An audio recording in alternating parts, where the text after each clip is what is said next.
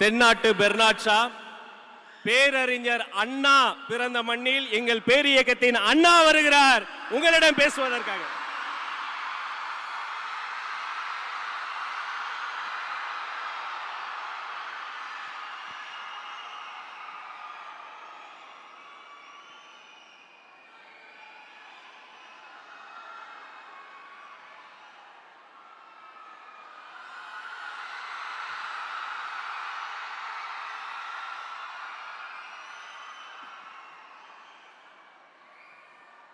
நாட்டுக்காக உழைப்பதற்கு அண்ணா பிறந்தார்.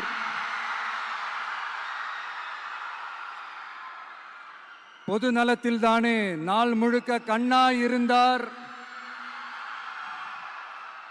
அப்படின்ட்டு எம்ஜிஆர் அவர்கள் ஒரு பாட்டு ஒன்று பாடியிருக்கிறாங்க, கேட்டிருப்பீங்க. அப்படிப்பட்ட நம்ம காஞ்சி தலைவர் அறிஞர் அண்ணா அவர்கள் பிறந்த மாவட்டம் தான் இந்த காஞ்சிபுரம் மாவட்டம்.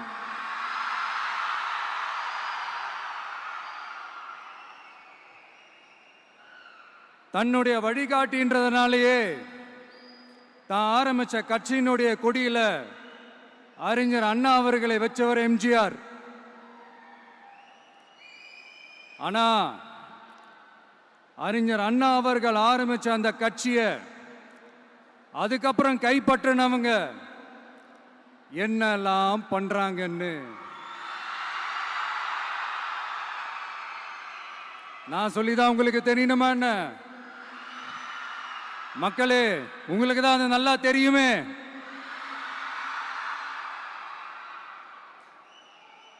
தனிப்பட்ட முறையில் எங்களுக்கும் அவங்களுக்கும் எந்த பிரச்சனையும் கிடையாதுங்க. எந்த வாய்க்கா வரப்பு தகராறுலாம் எதுவுமே கிடையாதுங்க. அப்படியே இருந்தாலும் அது நம்ம கண்டுக்கவே போறது இல்லைங்க. தனிப்பட்ட முறையில் அவங்களுக்கு வேணா நம்ம மேல வன்மத்தோட இருக்கலாங்க. ஆனா நாமெல்லாம் அப்படி கிடையவே கிடையாதுங்க. ஆனா உங்களை என்ன நம்ம எல்லாரையும் பொய் சொல்லி நம்ப வச்சு ஓட்டு போட வச்சு ஏமாத்தினாங்கல்ல,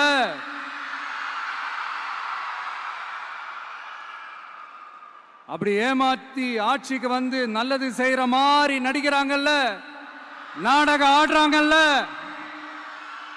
அவங்கள எப்படி நம்ம கேள்வி கேட்காம இருக்க முடியும்? அதனால அவங்கள நம்ம கேள்வி கேட்காம விட போறதே இல்லை.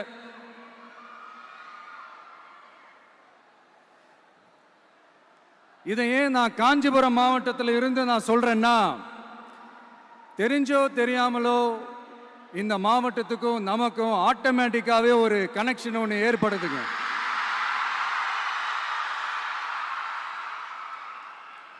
ஏன்னா நம்மளுடைய முதல் கள பயணத்தை தொடங்கினதே பரந்தூர்ல இருந்து தான். பரந்தூருக்கு போய் அந்த மண்ணில் நின்று அந்த மக்களுக்காக கேள்வி கேட்டதும் இதே அண்ணா அவர்கள் பிறந்த காஞ்சிபுரம் மாவட்டம் தான்.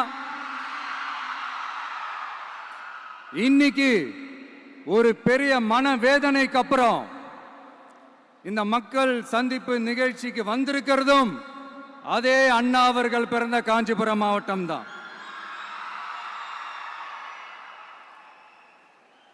அதனால நமக்கு எல்லாமும் கொடுத்த நம்ம மக்களுக்காக எல்லா நல்லதையும் செய்யணும், அதுவும் சட்டப்பூர்வமாக செய்யணும், அங்கீகாரத்தோட செய்யணும், அதிகாரப்பூர்வமாக செய்யணும், ஒட்டுமொத்த தமிழ்நாட்டு மக்களுக்கும் செய்யணும், ஒரே மாதிரி செய்யணும், ஒரே எண்ணத்தோட செய்யணும்.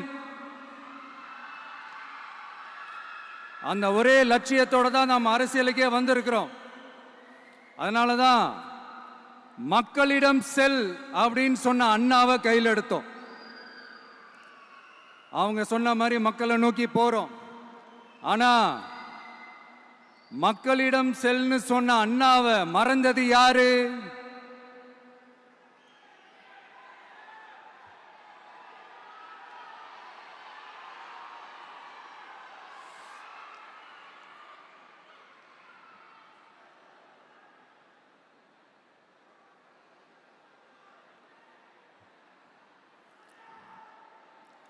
கொள்கையா? அதனப்பா கிலோ என்ன விலை என்னன்னு கேட்கிற அளவுக்கு அப்படி ஒரு கட்சியை ஒன்று நடத்திக்கிட்டு அந்த கட்சியினுடைய தலைவர் தமிழ்நாட்டு முதல்வர் சொல்றாரு, நமக்கு கொள்கை இல்லையா? எப்படி? நமக்கு கொள்கை இல்லையா? பிறப்புக்கும் எல்லா உயிருக்கும்னு ஒரு அடிப்படை கோட்பாட்டை நம்ம கட்சியினுடைய ஒரு முக்கிய கோட்பாட்டை அறிவிச்ச நமக்கு கொள்கை இல்லையா? எல்லாருக்கும் எல்லாமும் கிடைக்கணும், சமூக நீதி கிடைக்கணும், அந்த சமூக நீதி உண்மையான சமூக நீதியா இருக்கணும், சாதி வாரி கணக்கெடுப்பு நடத்தணும்னு ரொம்ப ஸ்ட்ராங்கா சொன்ன நமக்கு கொள்கை இல்லையா? CAA அறிவிச்சதுக்கு அப்புறம் அப்ப நம்ம கட்சி ஆரம்பிக்கிறதுக்கு முன்னாடியே எதிர்த்த நமக்கு கொள்கை இல்லையா? வகுப்பு சட்டத்தை எதிர்த்து உச்ச நீதிமன்றத்துக்கு முதல்ல போன நமக்கு கொள்கை இல்லையா? நீட்ட வந்தா ஒழிச்சிருவேன், நீட்ட வந்தா அழிச்சிருவேன், ஆட்சிக்கு வந்தவனே ரத்து செய்யறதே நீட்ட தான், அப்படி இப்படின்னு கதையெல்லாம் விடாம கல்விய மாநில பட்டியலில் சேர்க்கணும்னு சொன்னதோட மட்டும் இல்லாம அதுக்கு ஒரு இடைக்கால தீர்வை சொன்ன நமக்கு கொள்கை இல்லையா? சமத்துவம் சம வாய்ப்புன்னு ரொம்ப ஸ்ட்ராங்கா சொன்ன நமக்கு கொள்கை இல்லையா? இப்படி கொள்கையை வெறும் பேச்சில மட்டுமே பேசிக்கிட்டு எல்லா கொள்கையும் அண்டர் கிரவுண்ட்ல அடக்கி வச்சுக்கிட்டு என்னமோ இவங்களுக்கு மட்டும்தான் எல்லா கொள்கையும் குத்தகைக்கு எடுத்த மாதிரி, இவங்க கொள்கையே கொள்ளை தானே. எப்படி? இவங்க கொள்கையே கொள்ளை தானே. இதெல்லாம் மக்களுக்கு யாருக்கும் தெரியாதுன்னு நினைச்சிட்டு இருக்கீங்களா?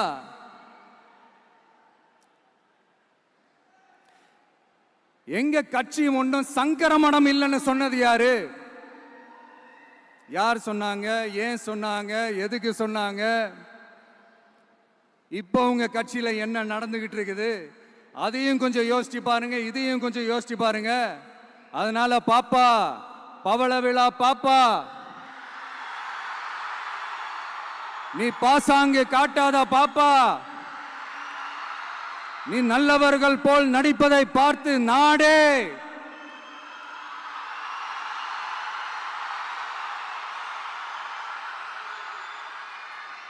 பாப்பான்னு சொன்னோம். அப்ப கூட பாத்தீங்கன்னா பாப்பான்றது ரொம்ப ஆசையா பாசமா சாஃப்டா தான் சொன்னோம். அதையே நீங்க அதிர்ச்சியா எடுத்துக்கிட்டீங்கன்னா அதுக்கு நாங்க என்ன பண்றது? அதே நீங்க விமர்சனம்னு சொன்னீங்கன்னா நாங்க என்ன பண்றது?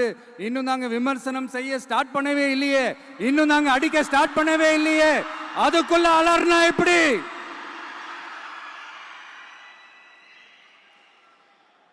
அதனால உங்க அரசவை புலவர்கள் யாராவது இருந்தாங்கன்னா கர்ச்சீஃப் எடுத்து அவங்க கண்ணீரை துடைத்து விடுங்கள்.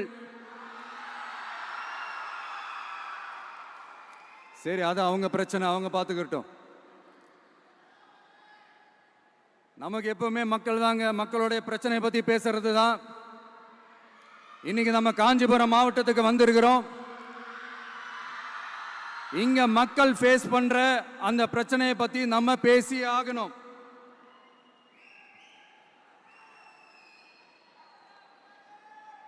இந்த காஞ்சி மண்ணை வாழ வைக்கிற ஜீவ நதி பாலாறு, உயிர் நதி பாலாறு. இந்த மக்களோட உயிரோடவும் ரத்தத்தோடும் கலந்து ஓடுவது பாலாறு. அந்த பாலாறை இன்னைக்கு பெரியார் பெயரையும் அண்ணா பெயரையும் சும்மா பேருக்கு வச்சுக்கிட்டு ஆட்சி நடத்துறவங்க என்ன பண்றாங்க தெரியும்ல? சுரண்டிட்டாங்க, கொள்ளையடிச்சிட்டாங்க, நாசம் பண்ணிட்டாங்க, மோசம் பண்ணிட்டாங்கன்னு இன்னும் என்ன வேணாலும் சொல்லலாம். ஆக மொத்தம் அழிச்சிட்டாங்க. இதை நான் எதுவும் போற போக்கில் எதுவும் அடிச்சு விடலங்க, ஆதாரத்தோட தான் சொல்றேன். அனுமதிக்கப்பட்ட அந்த லெவலை தாண்டி 22,70,000 யூனிட் மணலை கொள்ளையடிச்சிருக்கிறாங்க.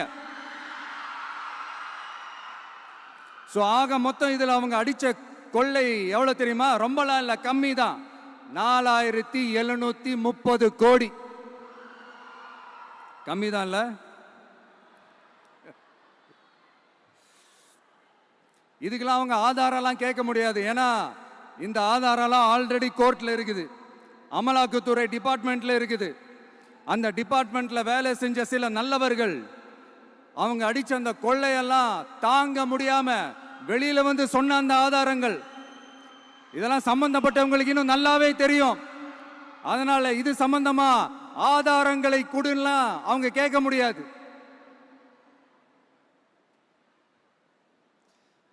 மணலை கொள்ளையடிச்சா நீர்நிலைகள் அழியும், ஏரி குளம் கண்மா எல்லாம் அழியும். இதெல்லாம் அழிஞ்சா விவசாயம் அழியும், விவசாயம் அழிஞ்சு போனா விவசாயிகள் அழிஞ்சிருவாங்க. ஆக மொத்தம் நாம் எல்லாரும் மொத்தமா அழிஞ்சு போக வேண்டியதுதான்.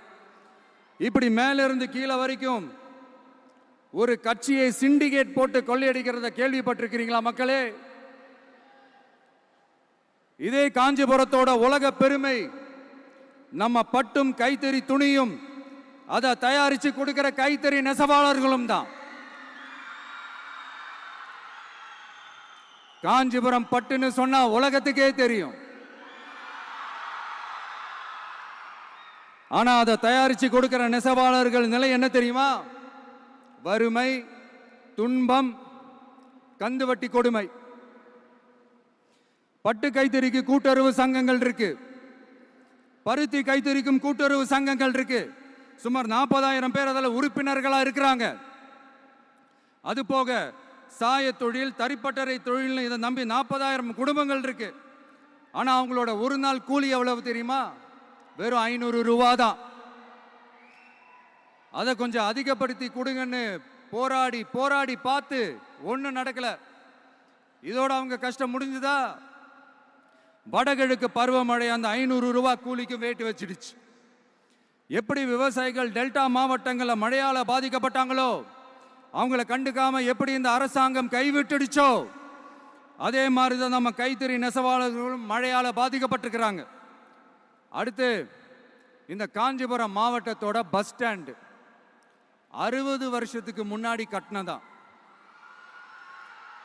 அண்ணா அவர்கள் ஆட்சிக்கு வந்தப்போ கட்டியிருப்பாங்க போல.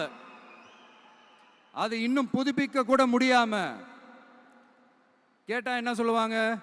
அந்த லேண்ட் வந்து கேஸ்ல இருக்குது. இல்ல நான் கேட்கிறேன்,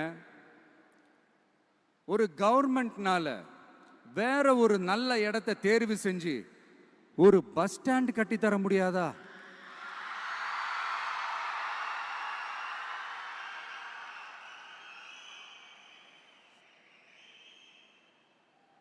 பிரச்சனை என்ன தெரியுமாங்க? அவங்களுக்கு மக்களை பத்தி யோசிக்கிறதுக்கே நேரம் இல்லை, அதுதான் பிரச்சனை.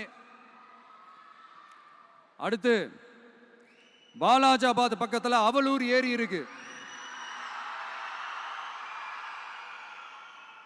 அது பாலாற்றை விட உயரமா இருக்கு. அதனால என்ன ஆகுதுன்னா ஆத்து தண்ணி ஏரிக்கு போக முடியாம போயிடுது. அதை சரி பண்ணி அந்த இடத்துல ஒரு தடுப்பணையை கட்டினா ஏரி நிறைய தண்ணி நிற்கும். அப்படி நின்னா அவலூர் மட்டும் இல்ல, ஆசூர் உட்பட இன்னும் எத்தனை கிராமங்கள், எத்தனை ஆயிரம் ஏக்கர் விவசாயம் நல்லா நடக்கும். இதுக்கு இன்னும் எத்தனை வருஷம் மக்கள் கோரிக்கை கொடுக்கணும், மக்கள் போராடணும். இந்த பிரச்சனையெல்லாம் இருக்கிற அதே காஞ்சிபுரம் மாவட்டத்தில் தான் பரந்தூர் ஏர்போர்ட் கட்டுற பிரச்சனையும் இருக்குது. அந்த பிரச்சனையில கண்டிப்பா நாங்க விவசாயிகள் பக்கம் தான் நிற்போம், அதுல எந்த மாற்று கருத்துமே கிடையாது. இந்த கவர்மெண்ட் பரந்தூர் விவகாரத்தில் எங்களுக்கோ இல்ல விவசாயிகளுக்கோ எந்த விதமான காரணங்கள் சொல்லி எஸ்கேப் ஆகவே முடியாது. இப்படி மக்களுக்காக மக்களோட பிரச்சனைகளை எடுத்து பேசுறதுனால இப்போ ஆட்சியில் இருக்கிறவங்களுக்கு நம்ம மேல ஒரு ஆத்திரம் வரத்தானே செய்யும். அதனால தான் நீங்க பாத்தீங்கன்னா சட்டசபையில் ஆரம்பிச்சு ஒரு சாதாரண நிகழ்ச்சி வரைக்கும் எல்லா மேடையிலையும் மேடைக்கு மேடை டிவிக்கே தான். டிவிக்கே அவதூறு, அவதூறு டிவிக்கே, டிவிக்கே அவதூறு, அவதூறு டிவிக்கே. இதுக்கெல்லாம் கண்டிப்பா நாங்க பதில் சொல்லுவோம், சொல்லாமலாம் இருக்க மாட்டோம். இப்ப கூட கரூரை பத்தி பேசுவேன்னு எதிர்பார்த்திருப்பாங்க, அதை நான் கொஞ்சம் அப்புறமா பேசுறேன். பட் இப்போ நம்மளுடைய விஷன் என்னன்னு சொல்லணும்னு நான் கொஞ்சம் ஆசைப்படுறேன்.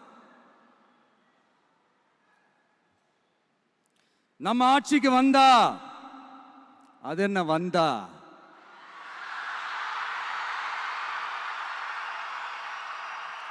வருவோம். மக்கள் கண்டிப்பா நம்மளை வர வைப்பாங்க. மக்களுக்கான ஆட்சியை மக்களே விரும்பி வர வைக்கத்தானே செய்வாங்க. அப்படி மக்களால் அமைக்கப்பட போற நம்ம ஆட்சியில நம்ம என்ன செய்ய போறோம்ன்றது அதுக்கான அந்த தேர்தல் அறிக்கையில் அதுக்கான விளக்கத்தை டெஃபினட்டா கொடுப்போம். பட் அதுக்கு முன்னாடி ஒரு சின்னதா லைட்டா நான் கொஞ்சம் அதை சொல்லணும்னு ஆசைப்படுறேன்.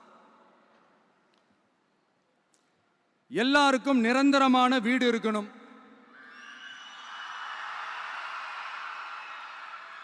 ஒவ்வொரு வீட்டுக்கும் ஒரு மோட்டார் சைக்கிள் வாகனம் உறுதியா இருக்கணும்.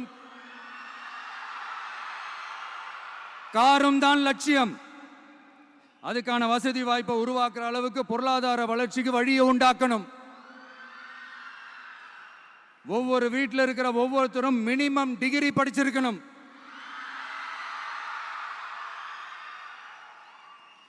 ஒவ்வொரு வீட்லையும் குறைந்தபட்சம் ஒருத்தருக்கு நிரந்தர வருமானம் கிடைக்கணும்.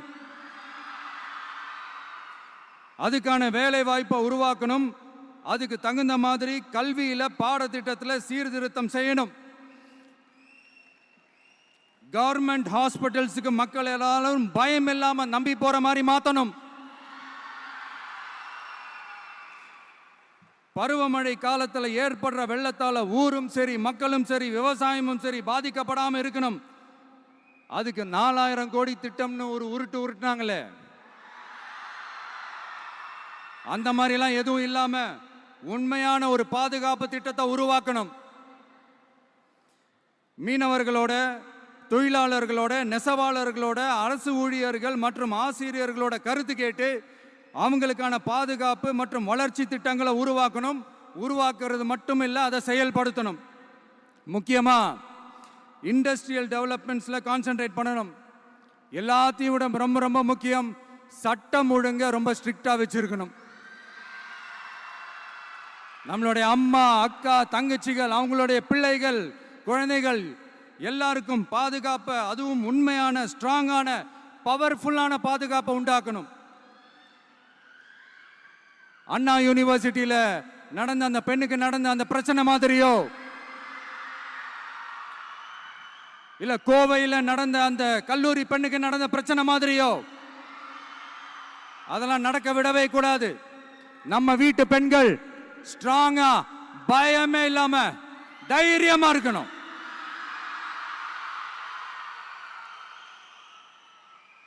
இதை எப்படி செயல்படுத்த போறோன்றது முன்னாடி சொன்ன மாதிரி நம்மளுடைய தேர்தல் அறிக்கையில் அதுக்கான விளக்கத்தை ரொம்ப டீட்டெயில்டாக கொடுப்போம்.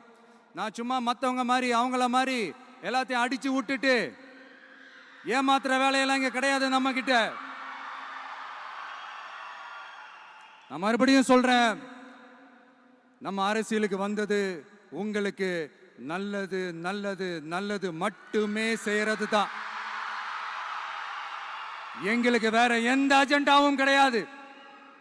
அதனாலதான் பாத்தீங்கன்னா கொள்கை எதிரி யாரு, அரசியல் எதிரி யாருன்னு திட்டவட்டமா சொல்லிட்டு அது வெளியே சொல்லிட்டு களத்துக்கு வந்திருக்கிறோம். அதுல எந்த விதமான குழப்பமோ எந்த விதமான ஊசலாட்டமோ எதுவுமே இருக்க போறதில்ல. இந்த விஜய் சும்மா எதையும் சொல்ல மாட்டான். ஒன்னு சொன்னா அதை செய்யாம விட மாட்டான். அது மக்களுக்கு நல்லாவே தெரியும். அப்புறம் ஒரு அதிசயம் சொல்ல முடியாது, இது ஒரு கண்டுபிடிக்க முடியாத ஒரு உண்மைன்னு சொல்லலாம். அது என்னப்பா, அது தற்குறியா?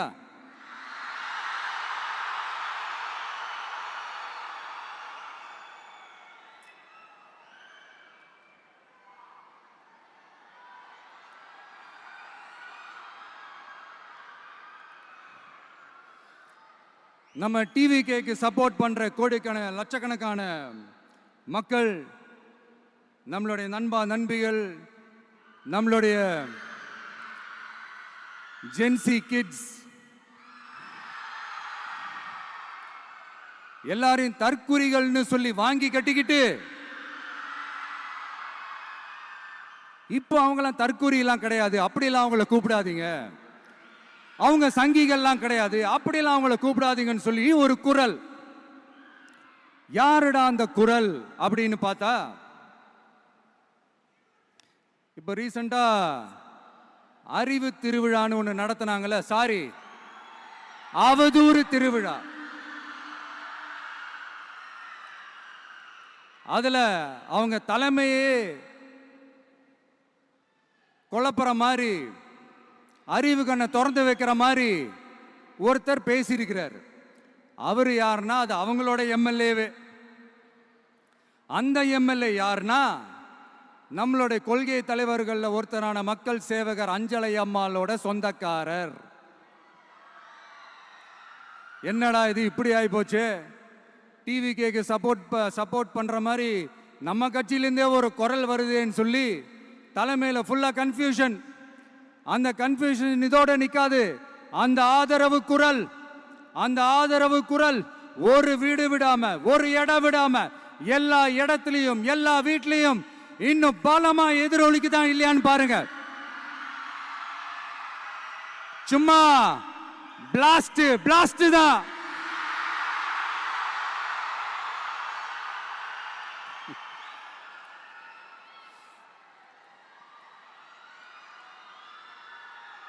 இது இன்னைக்கு நேத்தெல்லாம் நடக்கலங்க, 1972லயே நடந்து முடிஞ்சிருச்சு. எப்போ எம்ஜிஆர் அவர்கள் கட்சி ஆரம்பிச்சாங்களோ அப்பவே அது ஒரு கூத்தாடி கட்சி. எப்போ எம்ஜிஆர் அவர்களுக்கு பின்னாடி அத்தனை மக்கள் திரண்டு நின்னாங்களோ அப்பவே அது ஒரு கூத்தாடி கும்பல். நடிகர் கட்சின்னு சொன்ன ஒருத்தர் அதுக்கப்புறம் எம்ஜிஆர் கூடயே போய் சேர்ந்துட்டாரு. இன்னொருத்தர் இவரெல்லாம் ஒரு ரவுண்டு தாங்க வருவாரு, ரெண்டாவது ரவுண்ட்லாம் காணாம போயிடுவார்னு சொல்ல இன்னொருத்தர் அதுக்கப்புறம் போய் எம்ஜிஆர் கிட்டே போய் சேர்ந்துட்டார்.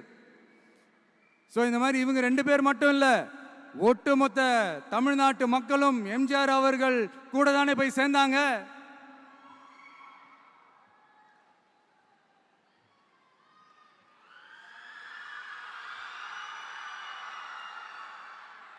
அதனால இது வரலாறு. இந்த வரலாறு நம்மளை விட அவங்களுக்கு இன்னும் நல்லாவே தெரியும். அதனால தான் பார்த்தீங்கன்னா 53 வருஷமா அதே கதறல்கள். கூத்தாடி கூட்டம், நடிகர் கட்சி, நடிகர் கூட்டம், இப்படி. மர்மயோகின்ற ஒரு படத்தில் அவருடைய கேரக்டர் பேர் கரிகாலன். அதில் ஒரு சூப்பர் டயலாக் ஒன்று சொல்லியிருப்பார். குறி வைத்தால் தவற மாட்டேன், தவறுமானால் குறியே வைக்க மாட்டேன்.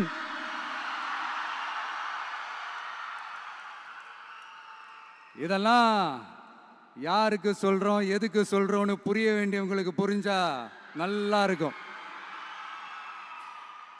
ஏண்டா இந்த விஜய தொட்டோம்,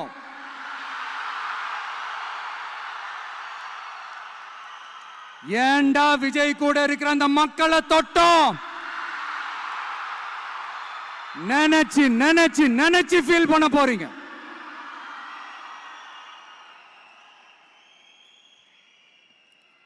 அப்புறம் நமக்கு இந்த அரசியல் புரிதல்லாம் இல்லை, அது இல்லை, இது இல்லை. அப்புறம் நான் கேட்குறேன், மக்கள் எல்லாரும் உங்களுக்கு தற்குறிகளா?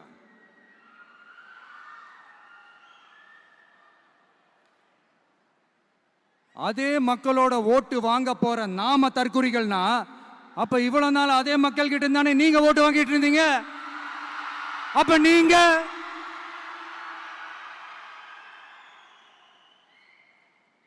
அந்த மக்களுக்கு நீங்க காட்டுற மரியாதையும் நன்றியும் இதுதானா? ஒண்ணு மட்டும் சொல்றேன், எழுதி வச்சுக்கோங்க. இந்த தற்குறின்னு சொல்றீங்கல்ல, இந்த தற்குறிகள்லாம் ஒன்னா சேர்ந்துதான் வாழ்நாள் பூரா விடையை கண்டுபிடிக்காத முடியாத அளவுக்கு உங்க அரசியலே ஒரு கேள்விக்குறியாக்க போறாங்க.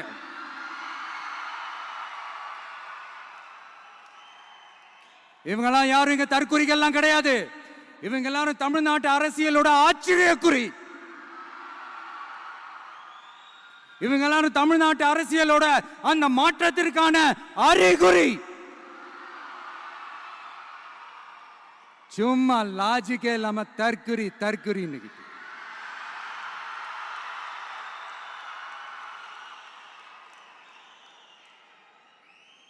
நண்பா, நண்பி,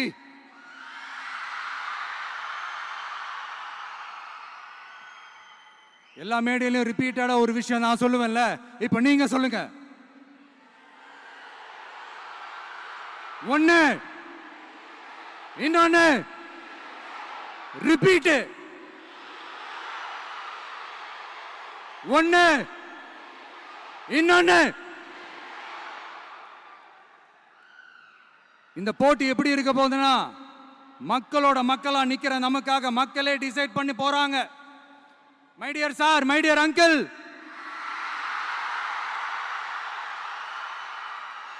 ஆல்ரெடி டிசைட் பண்ணியாச்சு. கான்பிடென்டா இருக்க மக்களே, நல்லதே நடக்கும், வெற்றி நிச்சயம். மீண்டும் சந்திக்கும் வரை நன்றி, வணக்கம்.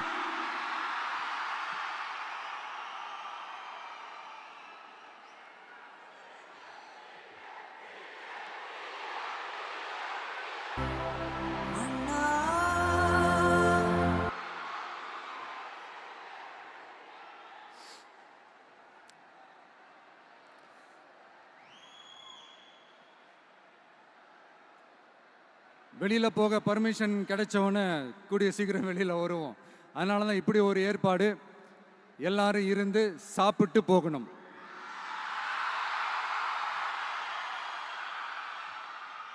நன்றி, வணக்கம். சொல்ல மறந்துட்டேன், என் நெஞ்சில் குடியிருக்கும்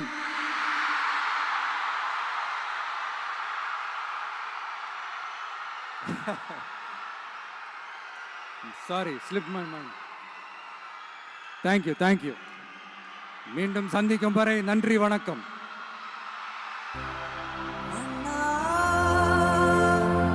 எங்க உரிமை காவல்